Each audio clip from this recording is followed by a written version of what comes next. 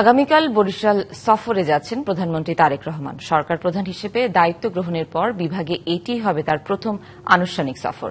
এই সফরকে কেন্দ্র করে স্থানীয় প্রশাসন এবং বিএনপি নেতাকর্মীদের মধ্যে চলছে ব্যাপক প্রস্তুতি, উৎসাহ, উদ্দীপনা। নির্বাচনের আগে ছিল নির্বাচনী জনসভা, উন্নয়নের প্রতিশ্রুতি।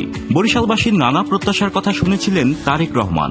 সময়ের পরিক্রমায় এখন তিনি দেশের প্রধানমন্ত্রী। নির্বাচনের আগে যে শহর স্বাগত জানিয়েছিল একজন রাজনৈতিক নেতা হিসেবে, সেই বরিশাল এবার অপেক্ষায় প্রধানমন্ত্রীকে বরণ করে নেয়ার। দক্ষিণাঞ্চলের প্রবেশদ্বার জুড়ে তৈরি হয়েছে উৎসব মুখর পরিবেশ। জনাব তারেক রহমান প্রধানমন্ত্রী হওয়ার প্রথম বরিশাল সফর, এটা বরিশালবাসী আনন্দিত। আমরা সবাই অপেক্ষায় আছি কখন মাননীয় প্রধানমন্ত্রী বরিশালে আসবেন। আমরা তার সাথে সাক্ষাৎ করব, তার সাথে কথা বলার সুযোগ পাব। প্রধানমন্ত্রীর সফরকে ঘিরে বিএনপি ও সহযোগী সংগঠনের নেতাকর্মীদের মধ্যে বইছে উৎসাহ, উদ্দীপনা। ওয়ার্ড থেকে উপজেলা কিংবা মহানগর সব পর্যায়ে চলছে শেষ মুহূর্তের প্রস্তুতি। আজকে আসছেন, আমাদের মাঝে আসছেন, এটা আমাদের জন্য ভাষায় প্রকাশ করার মতো কোনো অনুভূতি নয়। এটা আমি কোনোভাবেই ব্যাখ্যা করতে পারবো না যে কি ধরনের আনন্দ আমাদের মধ্যে হচ্ছে। তৃণমূল পর্যায়ে নেতা নেত্রী যারা আছে সবাই খুব উৎফুল্লভাবে পথে আছে কবে 13 তারিখ আসবে। তাকে বরণ করার জন্য সার্বিক প্রস্তুতি সম্পন্ন হয়েছে। প্রশাসন বেশ তৎপর, তারা কাজ করছেন।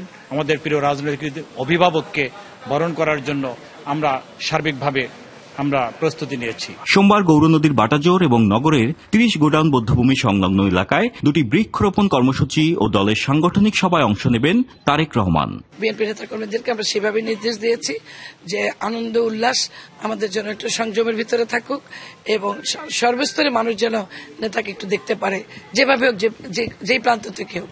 দক্ষিণ অঞ্চলের জনপ্রতিনিধিদের সঙ্গে তিনি দক্ষিণ অঞ্চলের উন্নয়ন নিয়ে কথা বলবেন। আমরা দক্ষিণ অঞ্চলের পক্ষ থেকে মাননীয় প্রধানমন্ত্রীর জন্য অধীর আগ্রহে অপেক্ষা করছি এবং তাকে আমরা ধন্যবাদ জানাই আমাদের অঞ্চলকে বেছে নেওয়ার জন্য। প্রধানমন্ত্রীর সফর ঘিরে জোরদার করা হয়েছে নিরাপত্তা ব্যবস্থা।